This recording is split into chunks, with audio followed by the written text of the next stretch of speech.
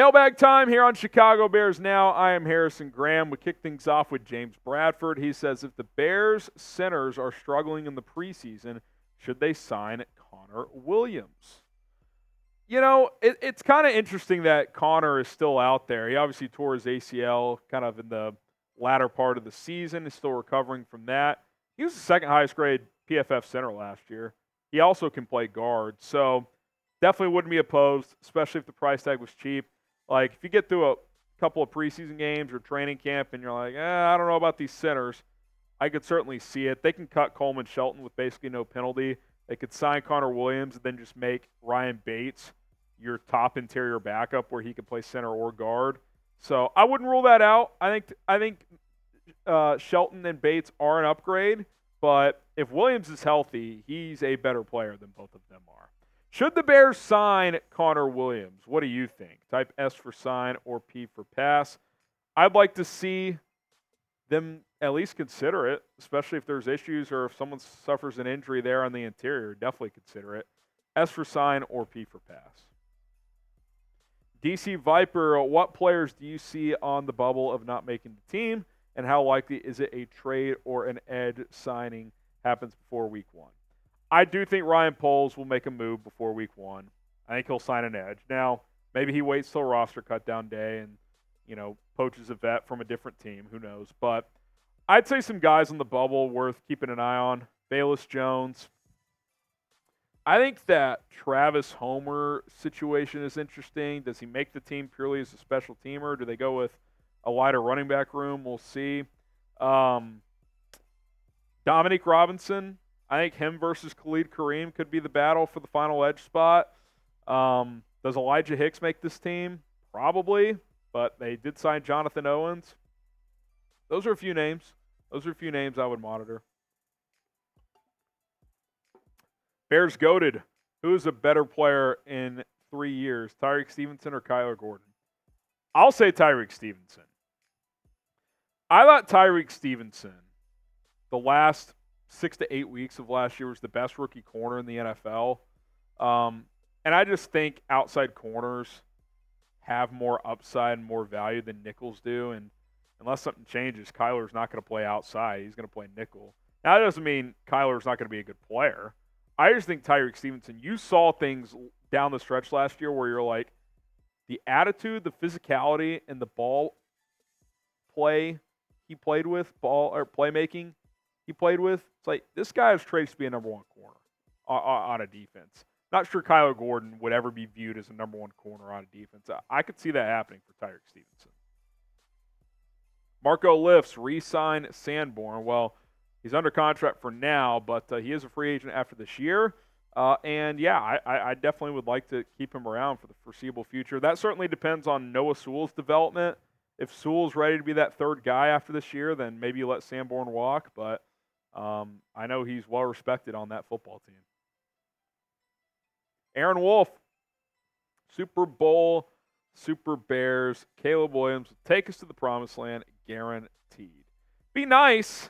I'm not willing to guarantee that, but I do think you got a damn good chance to go to a Super Bowl with this guy at some point. Rookie year, it's asking a lot. I know Nick Wright threw it out there as a possibility, but you've got a good roster. He's a hell of a talent. I mean, that should be the goal, right? Win a Super Bowl. That's the goal here.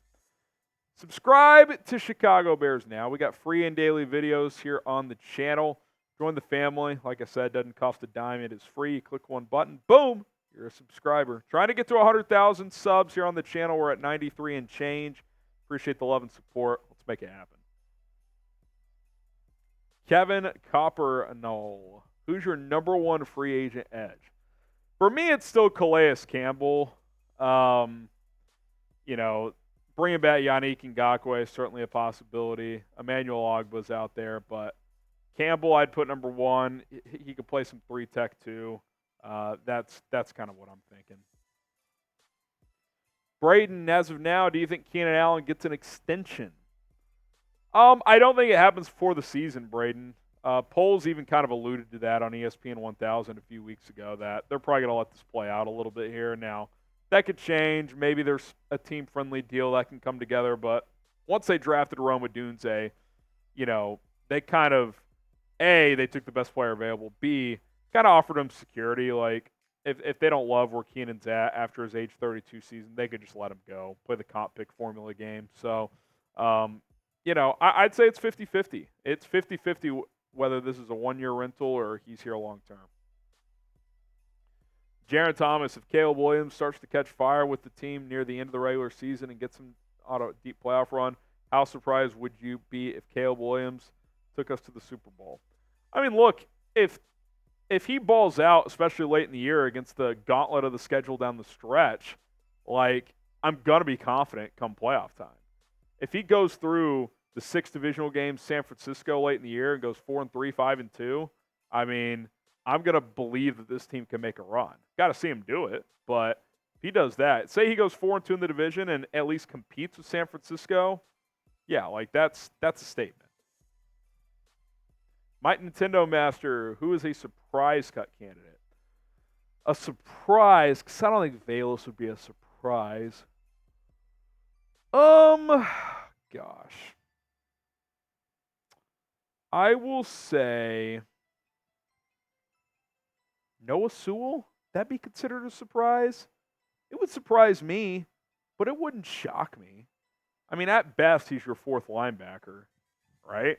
They got a couple of intriguing UDFAs there. Didn't do much last year. It would surprise me, but I've seen crazier things. All right, Prize Picks. Shout out to Prize Picks for sponsoring today's show. NBA playoffs, NHL playoffs are heating up. This is the time to get in on the action with Prize Picks, the best daily fantasy sports app out there. The way it works is simple.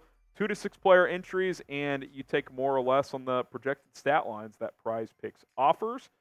For example, we got some season-long Prize Picks stat projections, and I feel really good about this 3-player entry. Caleb Williams, more than 3,400 and a half passing yard.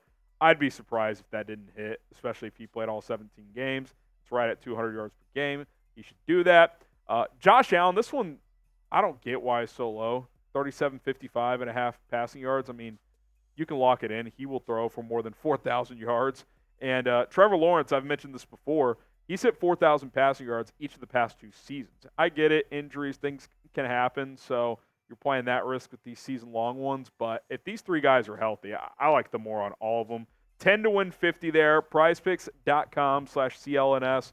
Use the code CLNS to get a deposit match up to $100 for you first-time customers. Choose more, choose less. It's Prize Picks. Go ahead and cash out today and withdraw your winnings once you make some money.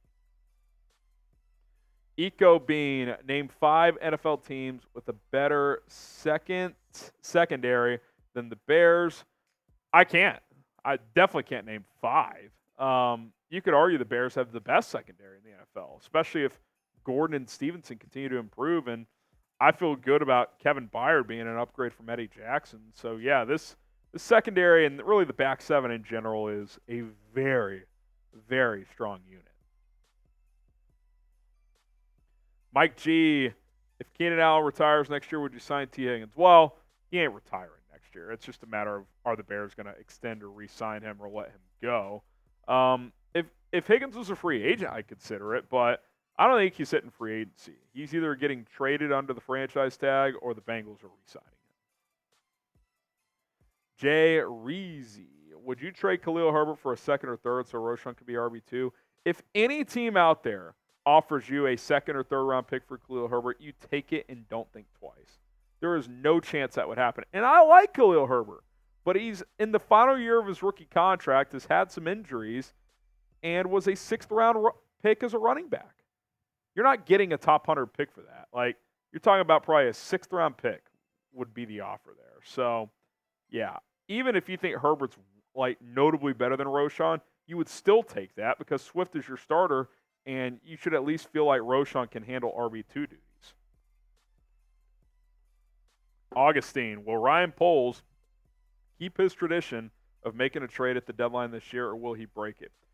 Certainly has the flexibility to make a trade, right? He's got an extra 2nd round pick. He's got the Carolina pick in addition to the Bears. If I'm telling you this right now, if the Bears are a competitive football team, but feel like they're one piece away from making a deep run, they will make a trade, especially if they need a pass rusher. Like, I could see that scenario playing out where, they're 5-2, 5-3, but they're just not getting home consistently enough, especially with 4, which we know the principles of this defense are to rush with 4 and win. If there's a guy out there that he can add to this front 4 opposite of Montez Sweat or next to Montez Sweat as a defensive tackle for one of those second-round picks, he will absolutely consider that. That would absolutely be on the table. Fill in the blank. The Bears will win blank games in 2024. 8, 9, 10, 11, all 17. How many games will the Bears win this year? Let me know. Got time for a few more here. With Dre Day, we are in a division with 2 playoff quarterbacks. Why does everyone say it's an easy schedule? People are saying the start of it's easy, relatively. The NFL, nothing's easy. And if you just look based on opponents' win percentage from last year, how they performed last year, it's not that daunting of a schedule.